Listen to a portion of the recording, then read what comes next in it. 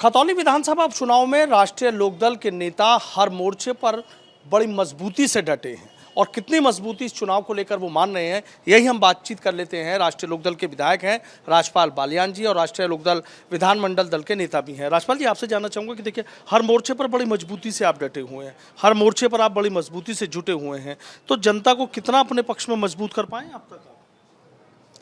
जनता हमारे पक्ष में, गठबंधन के पक्ष में जनता काफ़ी है और हमें पूरी उम्मीद है कि गठबंधन के उम्मीदवार मदन भैया को जिताने का काम करेंगे।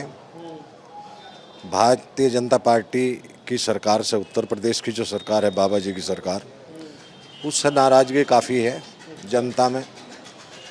गन्ने का मूल्य अब तक घोषित नहीं किया, गन्ने का पेमेंट कुछ फैक्ट्रियों का अभी तक रुका हुआ है, और धान की फसल का आपने देखा ही होगा कि दोनों प्रदेशों में इन्हीं की सरकार थी और धान हरियाणा से रोक दिया गया था।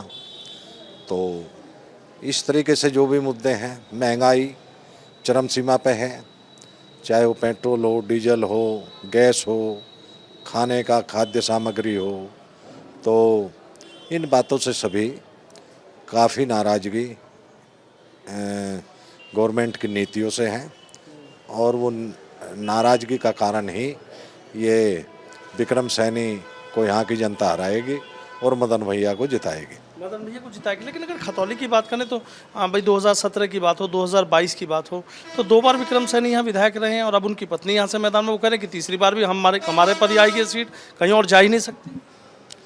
अगर कोई ज़बरदस्ती वाली बात हो कि भाई जा नहीं सकती, फिर तो चुनाव की आवश्यकता कुछ नहीं थी, फिर तो चुनाव ही नहीं घोषित करना चाहिए था, चुनाव ही नहीं लड़ना चाहिए था और विक्रम सैनी के हवाले सीट को कर देते। ये जनता जनार्दन है, जनता चुनती है। ये कह देना और बकवास कर देना कि भाई आखिरी फैसला जनता का होता है, जनता की अदालत में आदमी जाता है और जनता का फैसला होता है, वो हराएगी जिताएगी, वो जनता का फैसला होगा। लेकिन आपने एक चीज़ देखी कि देखिए, मुजफ्फरनगर की बात हो, कवाल की बात हो, बीजेपी के नेता इसका तो बहुत जिक्र कर रहे हैं, तो आपको लग रहा है कि उस चीज़ का असर इस बार भी चुनाव में देखने को मिलेगा या इस बार ये चीज़ें रहेंगी नहीं? इस बार चुनाव में इस बात को देखने को नहीं मिलने का।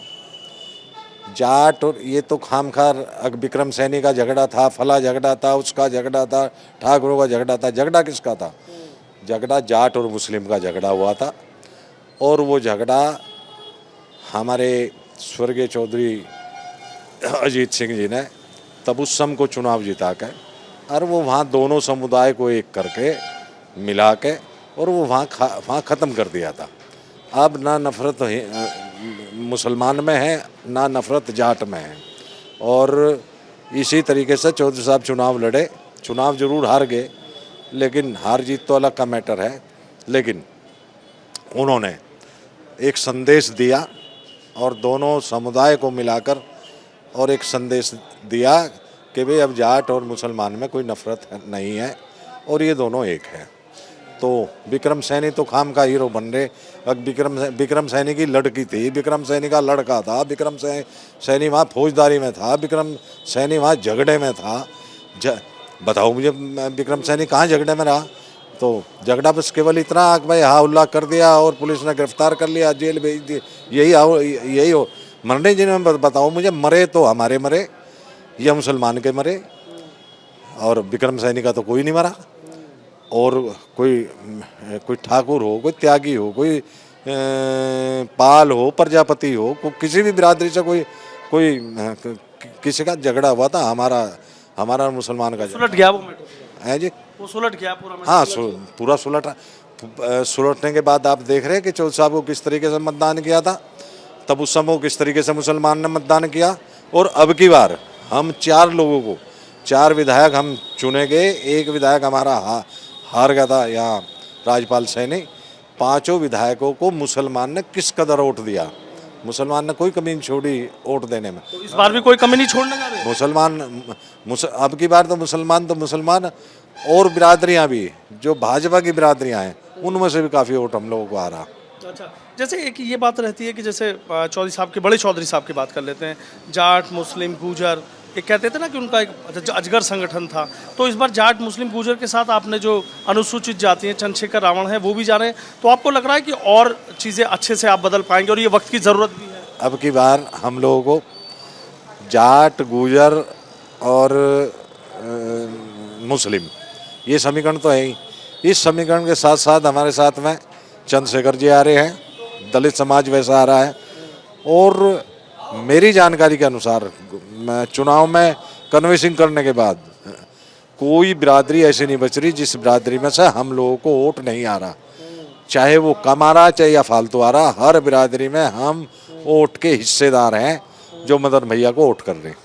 अच्छा, हाँ जी, तो इस हिसाब से आपको जीत का इसी हिसाब से हम हमारा आकलन ये है कि बहुत अच्छी वोटों से हमारा कैंडिडेट जीतेगा। अच्छा, आप राजनीति की एक बड़ी समझ रखते हैं, इस सीट पर अगर आप चुनाव जीत जाते हैं तो आपको क्या लग रहा है, अगर पूरे पश्चिमी उत्तर प्रदेश की बात करें, भाई चुनाव भले ही यहाँ का है, चुनाव तो जयंत चौधरी का माना जा रहा है, तो अगर ये चुनाव जीतते हैं तो फिर पश्चिम में क्या मान के चलें राष्ट्रीय लोकदल के? ये चुनाव ना तो इस चुनाव से सरकार गिर रही ना इस चुनाव से सरकार बन रही। सरकार तो पूरा कार्यकाल करेगी, पूरे 5 वर्ष चलेगी, जो उनका बहुमत है बाबा जी का, उसमें कोई असर नहीं पड़ रहा, लेकिन इसका संदेश बहुत बड़ा होगा। इस चुनाव का संदेश बहुत बड़ा होगा। भारतीय जनता पार्टी को, मौजूदा सरकार को ये पता चलेगा कि मैं हमारी नाराज़गी किस किस बात की है, वो भी उसकी समीक्षा करेंगे। वे हमारा कैंडिडेट क्यों हारा, किस वजह से हारा, तो वे समीक्षा में ये सब चीज़ आ जा और उसका लाभ जनता को होगा, न कि लोकदल को या गठबंधन को, उसका जनता को भी लाभ होगा। जनता को लाभ ये होगा जब मान लिया गन्ने का भाव नहीं बढ़ा और अगर यही दिमाग में आ गई हमारे मुख्यमंत्री जी के कि भाई हम जो ये सीट हारे हैं गन्ने के रेट के ऊपर ही, तो हो सकता है 10-20 रुपये रेट बढ़ा दें, तो ये तो सरकार की बात है। बहुत बहुत शुक्रिया। देखिए, राजपाल बालियान जी हैं, राष्ट्रीय लोकदल के विधायक हैं। सीधा इनका ये कहना है कि देखिए, इस चुनाव से सरकार ना तो गिरेगी ना सरकार बनेगी, सरकार अपना कार्यकाल पूरा करेगी, लेकिन अगर खतौली सीट राष्ट्रीय लोकदल जीत जाती है तो कहीं ना कहीं पूरे पश्चिम उत्तर प्रदेश में राष्ट्रीय लोकदल तो मजबूत होगी, लेकिन ये भी कहना है कि जनता की भी जीत होगी। जिस तरीके से गन्ने का दाम अभी तक घोषित नहीं किया गया और भी किसानों के मुद्दे हैं, कामगारों के मुद्दे हैं, तो कहीं ना कहीं फिर सरकार का जो ध्यान इस तरफ जाएगा, शायद ये चुनाव इसलिए भी लड़ा जा रहा है। वीडियो जर्नलिस्ट सत्येंद्र सिंह के साथ सनुज शर्मा, एबीपी गंगा, खतौली।